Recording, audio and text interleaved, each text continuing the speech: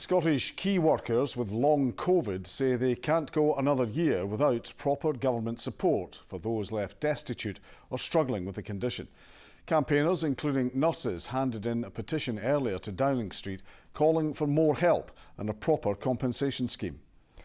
Their plea comes as a private long COVID clinic in Dundee says it's overwhelmed by demand. Our chief reporter Sharon Frew has been speaking to patients who have struggled to find adequate NHS services. It impacts your ability to live your life, your ability to work, your ability to provide for your family. To play with your kids even. Yeah.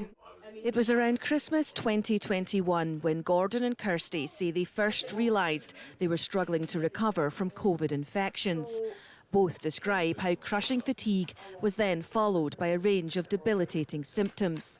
Previously fit and active, the couple say their lives are now completely unrecognisable. I have not been able to return to work. I've lost my job as a result of it. When we were at our worst, I couldn't pick up a book and read it to my kids. I couldn't read 2 pages without feeling ill, without feeling nauseous. Both attend a private clinic and say weekly sessions of hyperbaric oxygen therapy are also helping to alleviate some of their symptoms. For Kirsty, this includes helping her cope with a disorder she has developed post-COVID called POTS. I would have had a heart rate of 40 lying flat, but just standing it would rise to 150, and moving about it would be higher. I'd get a lot of chest pain, shortness of breath. I'd really have to spend a lot of time lying down. In terms of my own experience, I've gone to a cardiologist, and 3 years into the pandemic, they've said to me that they didn't know much about long COVID. I was probably more of an expert than them, and to be honest, that's not acceptable for me as a patient. At a private clinic in Dundee, this doctor is only able to see long COVID patients 1 day a week. With appointments booked solidly until August, she's now trying to increase the hours she has available for consultations.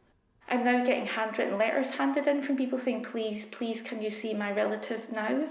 Because I don't think they can wait. It does highlight that there is an unmet need, given the fact that around 3% of the population have long COVID. We now have a disease that isn't a rare disease. Doctors and other frontline healthcare workers have lost their jobs. The experiences of key workers with long COVID were highlighted in a Holyrood debate. Campaigners want the condition to be recognised as an industrial illness. Brenda Eady says her life has been left in ruins after she picked up the virus while caring for others. I didn't ask to be disabled.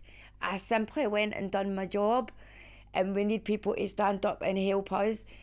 There's people losing their homes, there's people rehoming their act because they're financially destitute now. I get severe pain in my back, but my worst injury of all that has came for this is when I woke up in November 2021 and I couldn't speak or communicate with anybody.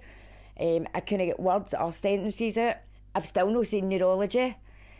Been passed from department to department.